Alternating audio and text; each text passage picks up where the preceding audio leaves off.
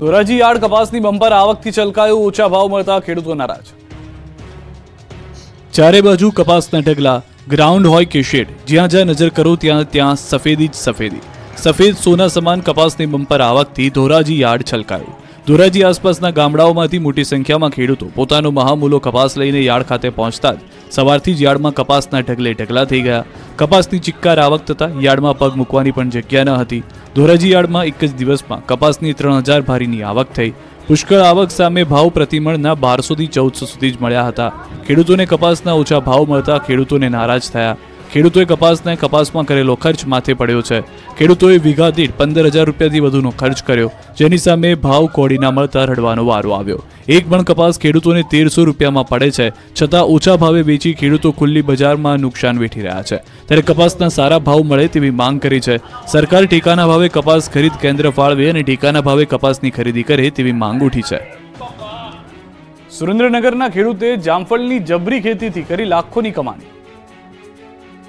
ઝાલાવાડની ધરા પર આવેલું લીલુંછમ આ ખેતર જામફળનું છે। આ ખેતરમાં જામફળની પ્રાકૃતિક ખેતી થાય છે। આ પંથકમાં કપાસ, તુવેર, મગફળી જેવા પાકોની પરંપરાગત ખેતી છોડી મગનભાઈ પરમારે બાગાયતી પાક તરીકે જામફળનું વાવેતર કર્યું। એમાં પણ પ્રાકૃતિક ખેતી પદ્ધતિ અપનાવી અને આજે સિઝનમાં તેઓ મબલખ ઉત્પાદન અને આવક મેળવી રહ્યા છે। વઢવાણમાં મગનભાઈએ 8 વર્ષ પહેલા અંદાજે 1.5 એકર જમીનમાં જામફળની ખેતી શરૂ કરી। ચાલુ સિઝનમાં જ મગનભાઈએ 4000 કિલો જામફળનું ઉત્પાદન મેળવ્યું। દાવા પ્રમાણે તેમને 4 લાખ રૂપિયાની આવક મેળવી છે। મગનભાઈનો દાવો છે કે ઓર્ગેનિક ખેતી કરતા હોવાથી તેમને ક્યારેય માર્કેટમાં વેચાણ માટે જવું નથી પડતું। સ્થાનિક સ્તરે જ બધા જામફળ વેચાય છે અને ભાવ પણ સારા ઉપજે છે। જામફળની સાથે સાથે તેઓ શાકભાજીની પણ ઓર્ગેનિક ખેતી કરે છે। આથી પરંપરાગત ખેતી કરતા ખેડૂતો કરતાં તેમને વધુ ભાવ ઉપજે છે। મગનભાઈ પાસેથી આજે અન્ય વિસ્તારના ખેડૂતો પણ ખેતી શીખવા આવી રહ્યા છે। આવા જ એક ખેડૂત છેક છોટાઉદેપુરના નસવાડીથી આવ્યા છે। સુઈ ગામના વિદ્યાર્થીઓનું 3 દિવસથી બગડતું ભણતર, શિક્ષકોની ઘટને લઈને તાળા। તમે ગુજરાતમાં જર્જરિત અનેક શાળાઓ જોઈ હશે કે પછી વિદ્યાર્થીઓ વગરની શાળાઓ જોઈ હશે, તો સુવિધા વગરની શાળા પણ જોઈ હશે, પરંતુ અમે આપને એક એવી શાળા વિશે આજે વાત કરીશું જે શાળાનું બિલ્ડિંગ નવું નક્કોર છે। અનેક સુવિધાઓથી સજ્જ છે આ શાળા। શાળામાં પૂરતા વિદ્યાર્થીઓ પણ છે, પરંતુ નથી તો શિક્ષકો। હા, શિક્ષકોની અછતને કારણે શાળા મરણ પથારીએ પહોંચી ગઈ છે। શિક્ષકોની અછત પર વાલીઓ વિફર્યા છે। 3 દિવસ બનાસકાંઠાના સુઈ ગામની ડાભી ગામની સ્કૂલને લાગે છે તાળા। 3 દિવસથી આ શાળાના વિદ્યાર્થીઓનું ભણતર બગડી રહ્યું છે। બનાસકાંઠાના સુઈ ગામના ડાભી ગામની માધ્યમિક શાળામાં શિક્ષકોની ઘટને લઈને લોકો 3 દિવસથી વધુ સમયથી વિરોધ કરી રહ્યા છે, પરંતુ તંત્રના પેટનું પાણી હલતું નથી, એટલે લોકોએ શાળા જ બંધ કરી શાળાના દરવાજાને જ મસમોટા તાળા મારી દીધા। ડાભી ગામની આ માધ્યમિક અને ઉચ્ચતર માધ્યમિક શાળામાં છેલ્લા 12 મહિનાથી માત્ર એક શિક્ષક પર ભૂલકાઓનું ભવિષ્ય ઘડાઈ રહ્યું છે, પરંતુ ધોરણ 9 થી 12ના 195 વિદ્યાર્થીઓ વચ્ચે માત્ર એક શિક્ષક હોવાથી વિદ્યાર્થીઓનું ભવિષ્ય ઘોર અંધકારમાં પણ છે। તેથી જ આ મામલે વારંવાર રજૂઆત કર્યા છતાં પણ કોઈ પરિણામ ન આવતા વાલીઓ વિફર્યા અને શાળાની તાળાબંધી કરી। બુધવારે સતત 3જા દિવસે પણ શાળાને તાળાબંધી કરી તંત્રના બહેરા કાને પોતાની વાત પહોંચાડવાનો પ્રયાસ કર્યો। સતત ગ્રામજનોએ શાળા આગળ બેસીને ઉપવાસ આંદોલન કરવાની ચીમકી ઉચ્ચારી। જ્યાં સુધી શિક્ષકોની ભરતી સહિતની અન્ય માંગો નહીં સ્વીકારે ત્યાં સુધી સ્કૂલને તાળાબંધી રાખવા ગ્રામજનોએ ચીમકી આપી છે। ભણે ગુજરાત ગણે ગુજરાતની મોટી વાતો થાય છે, પરંતુ બનાસકાંઠાની શાળામાં શિક્ષકો વગર વિદ્યાર્થીઓ ભણે કઈ રીતે? કોંગ્રેસનું 90 વર્ષ જૂની વીએસ હોસ્પિટલને ફરી શરૂ કરવા આંદોલન, હાથમાં ગુલાબનું ફૂલ, એએમસી ભાજપને ગેટ વેલ સૂનના બેનરો સાથે વિરોધ।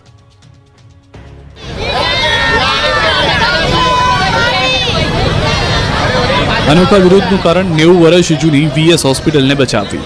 અમદાવાદની સૌથી જૂની સરકારી હોસ્પિટલ એવી વાડીલાલ સારાભાઈ વીએસ હોસ્પિટલને ફરીથી શરૂ કરવાને લઈને વિપક્ષ કોંગ્રેસ દ્વારા આજે ટાઉન હોલ બહાર આંદોલન કરવામાં આવ્યું। એલિસ બ્રિજ પાસે આવેલા ટાઉન હોલ બહાર મોહબ્બત કી દુકાનના નામે આંદોલન કર્યું। કોંગ્રેસના નેતાઓ અને કાર્યકર્તાઓએ ગુલાબના ફૂલ અને પ્લેકાર્ડ સાથે ગેટ વેલ સૂન તેમજ સેવ વીએસ હોસ્પિટલના બેનર સાથે હોસ્પિટલનું નવીનીકરણ કરી સુપર સ્પેશિયાલિટીની સગવડ સાથે શરૂ કરવા માંગ કરી। મ્યુનિસિપલ કોર્પોરેશન દ્વારા સંચાલિત હોસ્પિટલ રિનોવેશનના નામે બંધ કરી દેવામાં આવી હતી અને નવી એસવીપી હોસ્પિટલ શરૂ કરવામાં આવી છે। છેલ્લા 4 વર્ષથી હોસ્પિટલ રિનોવેશન પાછળ કરોડો રૂપિયાનું બજેટ ફાળવવા છતાં પણ ભાજપના સત્તાધીશો કે કોર્પોરેશન તંત્ર દ્વારા રિનોવેશન કરાવવામાં આવ્યું નથી। વિરોધમાં એએમસીના વિપક્ષના નેતા શહજાદ ખાન પઠાણ, કોંગ્રેસના ધારાસભ્ય ઇમરાન ખેડાવાલા અને શૈલેષ પરમાર તેમજ શહેર પ્રમુખ હિંમતસિંહ પટેલ સહિત કોંગ્રેસના નેતાઓ અને કાર્યકર્તાઓએ જોડાયા હતા। બનાસકાંઠા અને બોટાદમાં કેનાલ બની છે કઠણાઈની કેનાલ। તંત્રના પાપે ખેતરોમાં તબાહીના આ દ્રશ્યો છે બનાસકાંઠાના. અહીંની નર્મદાની કેનાલ ખેડૂતો માટે આશીર્વાદ રૂપ થવાને બદલે અભિશાપ રૂપ થઈ રહી છે. બનાસકાંઠાના સરહદી વિસ્તારોના કેનાલમાં ગાબડા પડવાનો સિલસિલો યથાવત છે. આ વખતે વાવની જોરડિયાળી માઇનોર કેનાલમાં મસમોટું ગાબડું પડ્યું. ગાબડું પડતાની સાથે જ ખેડૂતે વાવેતર કરેલો જીરાના પાક તબાહ થઈ ગયો. ખેતરો પાણીથી લથબથ થઈ ગયા. ખેડૂતોની મહેનત પર પાણી ફરી વળતા રોષ ફેલાયો. આવી સ્થિતિ છે બોટાદની. બરવાળાના કાપડીયાળી ગામ પાસે કેનાલમાં ભ્રષ્ટાચારનું ગાબડું પડ્યું. નાવડા વલભીપુર બ્રાન્ચ કેનાલમાં ગાબડું પડતા લાખો લીટર પાણીનો વેડફાટ થયો. કાપડીયાળી ઢાઢોદર ગામ વચ્ચે કેનાલમાં 10 ફૂટથી મોટું ગાબડું પડતા ખેતરોમાં પાકનો સત્યાનાશ થઈ ગયો. જૂનાગઢમાં મહંતની ગાદીનો વિવાદ તાજો છે. ત્યાં નવો ફણગો ફૂટ્યો છે. જૂનાગઢમાં આવેલા સત્તાધારની જગ્યાના મહંત સામે તેના સગા મોટા ભાઈએ ગંભીર આક્ષેપ લગાવ્યા. આપા ગીગાની જગ્યાના વર્તમાન મહંત વિજય બાપુ સામે તેમના સગા મોટા ભાઈએ ગંભીર આક્ષેપ કર્યા છે. ભાવનગર રહેતા અને સરકારી નિવૃત્ત અધિકારી નીતિન ચાવડાએ મુખ્યમંત્રી અને ગૃહમંત્રીને પણ પત્ર લખ્યો, જેમાં સત્તાધારની જગ્યાનો વહીવટ સરકાર હસ્તક લેવા માંગ કરી. સત્તાનો આધાર ગણાતી વર્ષો જૂની આ જગ્યાના વહીવટમાં કરોડોની ગોલમાલ થતી હોવાનો પત્રમાં આક્ષેપ કરાયો. જગ્યાના મહંત સામે વ્યભિચારના આક્ષેપ પણ કર્યા.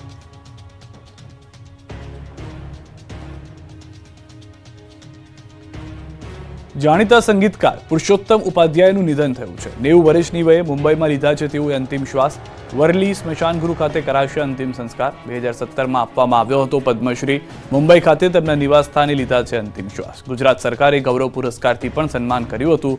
સંગીતની દુનિયામાં શોકની લાગણી જોવા મળી રહી છે. આપને જણાવી દઈએ કે પુરુષોત્તમ ઉપાધ્યાયે 20 ફિલ્મો અને 30થી વધુ નાટકોમાં સંગીત આપ્યું હતું. આ મહાન કલાકારે બેગમ અખ્તર, લતા મંગેશકર, મોહમ્મદ રફી, મુકેશ જેવા દિગ્ગજ ગાયકો સાથે તેમણે પોતાએ સ્વરાંકન કરેલા ગુજરાતી ગીતો ગવડાવ્યા હતા.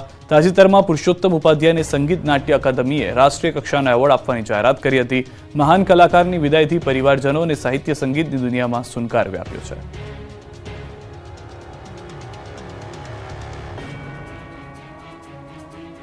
દબાણકર્તાઓ અને લવ જિહાદીઓ પર દંડો ચાલશે જ, હર્ષ સંઘવીની ચેતવણી.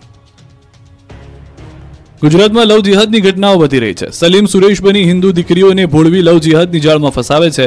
ત્યારે આવા વિધર્મી યુવાનો સુધરી જજો, નહીં તો જેલમાં જવાનો વારો આવશે. હિન્દુ દીકરીઓને ફસાવતા વિધર્મીઓને ગૃહ રાજ્યમંત્રી હર્ષ સંઘવીએ ચેતવણી આપી. અમદાવાદમાં પાલડી વિસ્તારમાં વિશ્વ હિન્દુ પરિષદના નવા કાર્યાલયના ભૂમિપૂજન કાર્યક્રમમાં હાજરી આપવા આવેલા ગૃહ રાજ્યમંત્રી હર્ષ સંઘવીએ ચેતવણી આપી. ભૂમિપૂજન પ્રસંગે હર્ષ સંઘવીએ કહ્યું કે સલીમ સુરેશ બનીને દીકરીઓને હેરાન કરશે તો છોડવામાં નહીં આવે. લવ જિહાદીઓ પર દંડો ચાલશે. તો ઓવૈસી પર ટોણો મારતા કહ્યું કે ઓવૈસી એના ધર્મની રક્ષા માટે બોલે છે, હું મારી ભોળી ભાલી દીકરીઓના રક્ષણ માટે કેમ ન બોલું. આ સમયે હર્ષ સંઘવીએ દબાણ કરનારાઓને પણ ચેતવણી આપી. કહ્યું કે ગેરકાયદે દબાણ કરનારા પર બુલડોઝર ફરશે જ. કચ્છમાં 2000 એકરના દબાણો તોડાયા. આ તકે ગૌ હત્યા કરનારાઓની પણ સંઘવી ઝાટકણી કાઢતા કહ્યું હતું કે ગૌ હત્યારાઓને સજા આપવામાં ગુજરાત અગ્રેસર. 1 વર્ષમાં 16 ગૌ હત્યારાઓને સજા આપવામાં આવી છે. તો મંદિરમાં ચોરી કરનારાઓને પણ સુધરી જવાની ચેતવણી આપી છે. 1 વર્ષમાં 94% મંદિર ચોરીના કેસ ઉકેલાયા. સીએએ અંતર્ગત અમદાવાદમાં રહેતા 55થી વધુ નાગરિકોને મળી ભારતીય નાગરિકત્વ. સીએએ અંતર્ગત અમદાવાદમાં રહેતા 55થી વધુ નાગરિકોને મળી ભારતીય નાગરિકત્વ. અમદાવાદમાં ગૃહમંત્રી હર્ષ સંઘવી દ્વારા સીએ અંતર્ગત વધુ 55 લોકોને આપી ભારતીય નાગરિકતા. હર્ષ સંઘવીએ ઈસનપુરમાં પાડોશી દેશમાંથી આવેલા લઘુમતીઓને ભારતીય નાગરિકતા પત્રો આપ્યા. સીએએ અંતર્ગત અફઘાનિસ્તાન, બાંગ્લાદેશ અને પાકિસ્તાનના હિન્દુ, જૈન, પારસી અને ખ્રિસ્તી ધર્મના લોકોને નાગરિકતા અપાઈ છે. હર્ષ સંઘવીના હસ્તે અત્યાર સુધીમાં કુલ 251 નાગરિકોને નાગરિકતા આપી છે. જ્યારે અમદાવાદમાં અત્યાર સુધીમાં 2017થી 2024 સુધી કુલ 1167 લોકોને નાગરિકતા અપાઈ. 55થી વધુ લોકો ભારતીય બનતા તેની ખુશીઓનો કોઈ પાર ન હતો. ભાજપ મંડળ પ્રમુખની સેન્સ માટે આવતીકાલથી ચાલુ થશે પ્રક્રિયા. સ્થાનિક સ્વરાજની ચૂંટણીને લઈને ભાજપે તૈયારીઓ શરૂ કરી દીધી છે. ભાજપ સંગઠન સીમાંકન પ્રક્રિયાને લઈ કવાયત શરૂ કરી છે. મંડળ પ્રમુખની સેન્સ માટે આવતીકાલથી ચાલુ થશે પ્રક્રિયા. અમદાવાદ, સુરતમાં ભાજપ સંગઠનના સીમાંકન બદલાશે. દરેક મંડળમાં 70 બૂથના સંખ્યાબળ મુજબ નક્કી થશે મંડળ. અમદાવાદમાં 48 અને સુરતમાં 30 મંડળ છે. અમદાવાદ અને સુરત સિવાયના મહાનગરમાં આવતીકાલથી જશે નિરીક્ષક. મંડળ પ્રમુખ માટે 40 અને 45 વર્ષની વયમર્યાદા માત્ર પ્રાથમિકતા છે. બીજી તરફ ખેડા જિલ્લામાં ચૂંટણી પંચે અધિકારીઓની નિમણૂક કરી. જિલ્લા પંચાયત, તાલુકા પંચાયત માટે ચૂંટણી અધિકારીને મુકાયા છે. મુખ્ય અને મદદનીશ ચૂંટણી અધિકારીઓની નિમણૂક કરાઈ. ખેડા, નડિયાદ, માતર, મહેમદાબાદ, મહુદામાં અધિકારીઓની નિમણૂક થઈ. કટલાલ, કપડવંજ, ઠાસરા તાલુકામાં પણ નિમણૂક. ટીડીઓ, ડીડીઓ, મામલતદાર અને અન્ય અધિકારીઓને સોંપાઈ જવાબદારી. ખેડા જિલ્લા પંચાયત અને 2 તાલુકા પંચાયતની ચૂંટણી યોજાશે. આગામી જાન્યુઆરી કે ફેબ્રુઆરી માસમાં યોજાઈ શકે ચૂંટણી. અમદાવાદમાં સોનું ફરી 80,000 ને પાર 1 લાખે પહોંચશે। લગ્નની સિઝન જામતા ફરી એકવાર સોનું ભાવ ખાવા લાગ્યું છે। અમદાવાદ સહિતની બજારમાં સોનું 80,000 ને પાર પહોંચી ગયું છે। સોનાના ભાવમાં છેલ્લા 3 દિવસથી સતત વધારો થઈ રહ્યો છે। બુધવારે અમદાવાદમાં 22 કેરેટ સોનાનો ભાવ 72,110 રૂપિયા પ્રતિ 10 ગ્રામ અને 24 કેરેટ સોનાનો દર 78,660 પ્રતિ 10 ગ્રામ છે। એટલે કે એક જ દિવસમાં સોનાના ભાવમાં પ્રતિ 10 ગ્રામે 1,500 અને ચાંદીના ભાવમાં 4100 રૂપિયાનો વધારો થયો છે। અમદાવાદમાં કિલો ચાંદીનો ભાવ 93,297 પર પહોંચી ગયો છે। નિષ્ણાંતોના મતે સિરિયા અને તુર્કી વચ્ચે વધી રહેલા તણાવ અને દક્ષિણ કોરિયાના નેતૃત્વની કટોકટીના કારણે વૈશ્વિક સ્તરે સોનાના ભાવમાં હલચલ જોવા મળી છે। ભૌગોલિક રાજકીય તણાવને કારણે રોકાણકારો સુરક્ષિત રોકાણ તરફ વળ્યા છે। એવો અંદાજ છે કે 2025માં 10 ગ્રામ સોનાની કિંમત 90,000 રૂપિયા સુધી પહોંચી શકે છે। જો કે ડોલરની મજબૂતી અને બોન્ડ યીલ્ડમાં વધારો થવાથી સોનાની માંગ પર થોડી અસર થઈ છે। રોકાણકારો તેને લાંબા ગાળા માટે સલામત વિકલ્પ માની રહ્યા છે। સોનામાં સારા વળતરની અપેક્ષાને કારણે તે એક આકર્ષક રોકાણ વિકલ્પ બની રહ્યો છે। વડનગર વાઘડીમાં દીપડાએ ધામા નાખ્યા, લોકોને ઘરમાં જ રહેવા સૂચના, દીપડાને પકડવા તજવીજ શરૂ। મહેસાણા જિલ્લામાં આવેલા વડનગર તાલુકાના વાઘડી ગામ આસપાસના વિસ્તારોમાં દીપડાએ ધામા નાખતા ગામમાં ડર પ્રસરી ગયો છે। વાઘડી ગામ તથા આજુબાજુના ગામોમાં તેમજ જંગલ વિસ્તારમાં હિંસક બન્યા પ્રાણી દીપડાની ભાળ મળતા હાલમાં વન વિભાગના સ્થાનિક અધિકારીઓ સ્થળ પર દોડી આવ્યા છે અને દીપડાને પકડવા પાંજરા મૂક્યા છે। જામલ ઢોર થતા માનવ મૃત્યુ તેમજ ઘર્ષણના બનાવો ન બને તે માટે લોકોને તકેદારી રાખવા સૂચના આપવામાં આવી છે। સાથે જ લોકોને રાત્રે ખુલ્લામાં સૂવું નહીં કે કુદરતી હાજતે જવું નહીં, ઘર આસપાસ પ્રકાશમય વાતાવરણ રાખવું, રાત્રિ દરમિયાન કે વહેલી પરોઢે જંગલમાં જવાનું ટાળવું તેમજ આ સમયમાં નાના બાળકોને એકલા ન મૂકવા, બાળકોને ઢોર ચરાવવા જંગલમાં એકલા ન મોકલવા, ઘરમાં બાંધેલા ઢોર ઢાંકરની સાથે રાત્રિ દરમિયાન ન સૂવું, આ પ્રમાણેની સૂચના જાહેર કરવામાં આવી છે। આ તરફ સુરત જિલ્લામાં પણ દીપડાનો આતંક યથાવત છે। કામરેજના કઠોર ગામે 3 દીપડા ઘૂસતા નાસભાગ મચી ગઈ। એટલું જ નહીં, ખૂંખાર દીપડાએ આધેડ પર હુમલો કર્યો ત્યારે અન્ય લોકો આવી જતા દીપડાઓ ભાગી ગયો હતો। આધેડનો જીવ બચી ગયો। ઇજાગ્રસ્ત આધેડને તુરંત નજીકના આરોગ્ય કેન્દ્ર ખાતે લઈ જવામાં આવ્યા। દીપડાના વધી ગયેલા આતંકને લઈને સ્થાનિકોમાં ભય છે। દીપડાને પકડી પાડવા માંગ કરવામાં આવી છે। મહી નદીના પટમાંથી રેતી ખનન ઝડપાયું, ફ્લાઇંગ સ્કોડે દરોડા પાડી 70 લાખનો મુદ્દામાલ જપ્ત કર્યો। વડોદરા જિલ્લાના સાવલી તાલુકાના પોઈચા કનોડા પાસેથી પસાર થતી મહી નદીના પટમાં ધમધમતા ગેરકાયદેસર રેતી ખનન સામે તવાઈ બોલાવવામાં આવી। વડોદરા ખાણ ખનીજ વિભાગ દ્વારા કોઈ કાર્યવાહી કરવામાં ન આવતા ફ્લાઇંગ સ્કોડે દરોડા પાડી ₹70 લાખ ઉપરાંતનો મુદ્દામાલ કબજે કરી કાર્યવાહી હાથ ધરી। સાવલી પોલીસને સાથે રાખી ફ્લાઇંગ સ્કોડે દરોડા પાડતા રેતી ઉલેચી રહેલાઓએ દોડધામ કરી મૂકી।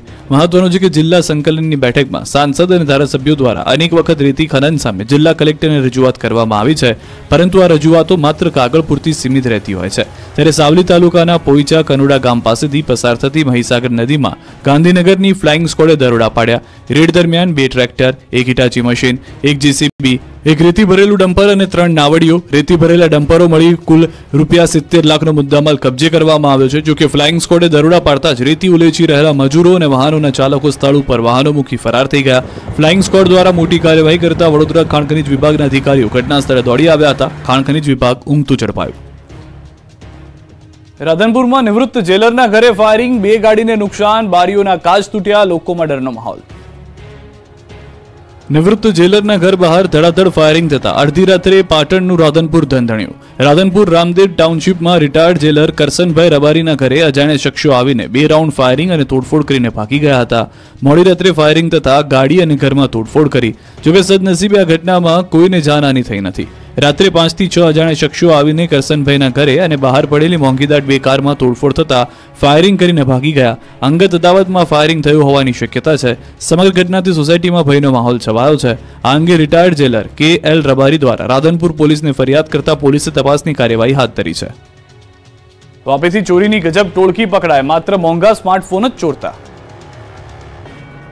વાપી અને આસપાસના વિસ્તારમાં રાહદારીઓ પાસેથી મોબાઈલ ઝૂંટવી અને ફરાર થઈ જતી એક ગેંગના 2 સાગરીતો આખરે પોલીસ પાંજરે પુરાયા।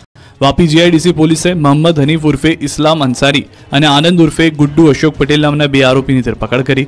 આરોપીઓ વાપીના કરવડ અને લવાછાના રહેવાસી છે, જેઓ છેલ્લા કેટલાક સમયથી વાપી અને સિલવાસ સહિત આસપાસના વિસ્તારમાં રસ્તે ચાલતા રાહદારીઓ પાસેથી મોંઘા સ્માર્ટફોન છીનવી અને ફરાર થઈ જતા હતા।